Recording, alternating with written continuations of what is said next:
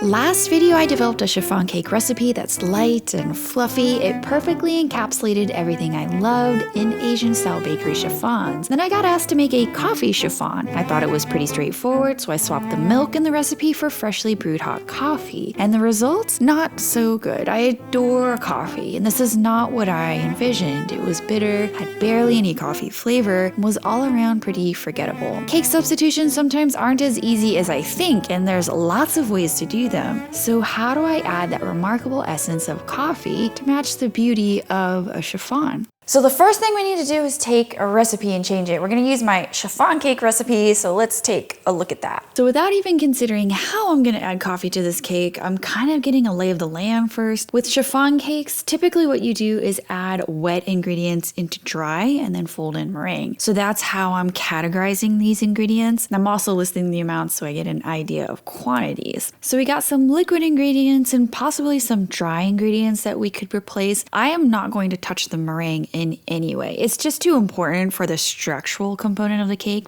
Okay, so the next thing I want to do is think about the ingredient itself. What makes it up and what do I want to take out of it and put into my cake? For instance, if I wanted to make a pumpkin cake, I would use pumpkin puree. We're quite used to eating pumpkin flesh that's made out of different starches and sugars. But coffee is a little bit more complex because we don't eat, well, most of us don't eat coffee beans. It's a bean that's essentially roasted for flavor, and we steep it in hot water and remove flavor compounds, and that's what we, associate with coffee. That's exactly what I want to put into my cake. Now, coffee contains thousands of those aromatic compounds that contribute to the flavor perception of coffee. Around 40 of them are detectable to humans, so I tried researching the best ways to extract them to use in my baking. Okay, I came up with 3 different methods to extract those flavor compounds from coffee, but they take 12 hours to do, so I'm gonna run those overnight, and then tomorrow I'm gonna compare them to 2 additional methods. So I have 5 total ways of adding flavor to this coffee chiffon cake that I'm gonna test.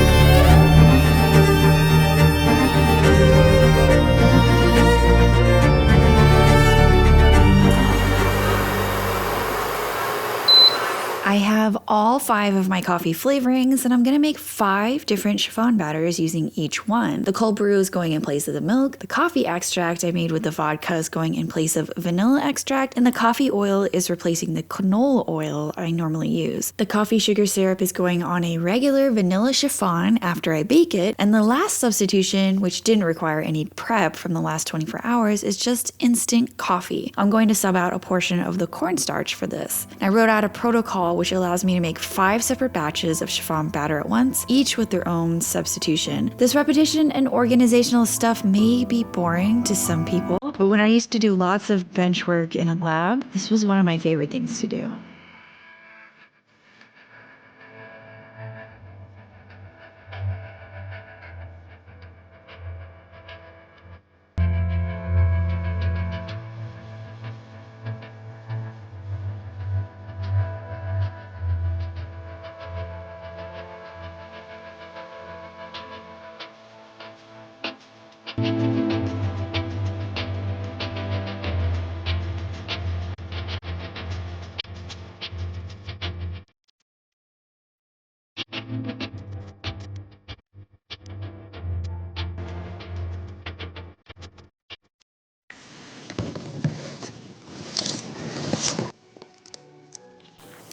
One, cold brew. Look at the cake so you can see the inside.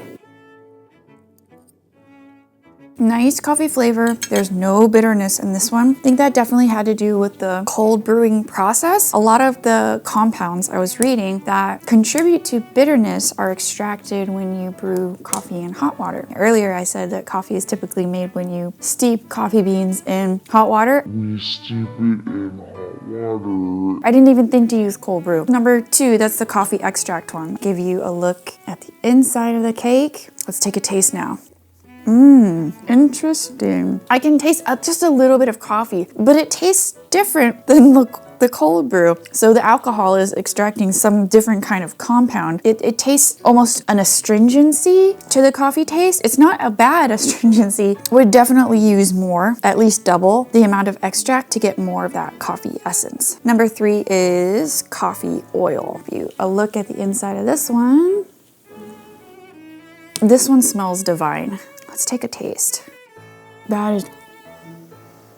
is crazy. Oh, and it like stays on your tongue too. This is by far the strongest out of these 3. It's got like a very like full flavor of coffee. So this one I kind of knew that I over added the coffee granules. It might have been too much, but let's take a look at the crumb. So this has like a different kind of crumb. Can you see it? The acidity of the batter allowed the eggs to set a little more quickly. I would not say that it has like a texture of a chiffon. It's a little bit kind of rough, not rough, but not like soft like a chiffon.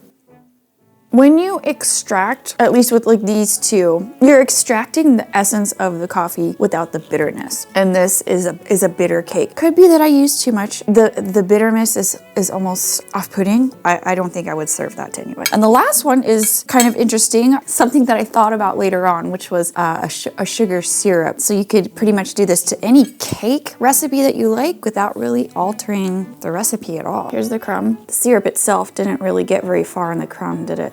Parts that did have the syrup did have a coffee flavor. The drawback to this is that it also had a very sweet flavor. If you have a cake that's already sweet, this might be a little bit of overkill. So the one that I would move forward with would be the coffee oil. It is insane. It's so hard to describe how complex the coffee flavor is in this entire cake. And I imagine that you could probably use this coffee oil for so many different applications, not just in cake, because it looks like regular oil. Second place, I think I'm gonna go with the cold brew. Plus it just kind of looks like coffee cake. It's got that kind of darker color. Not that that matters, but I don't know, maybe it does matter. Number 1 is the coffee oil. This stuff is like amazing. Oh man.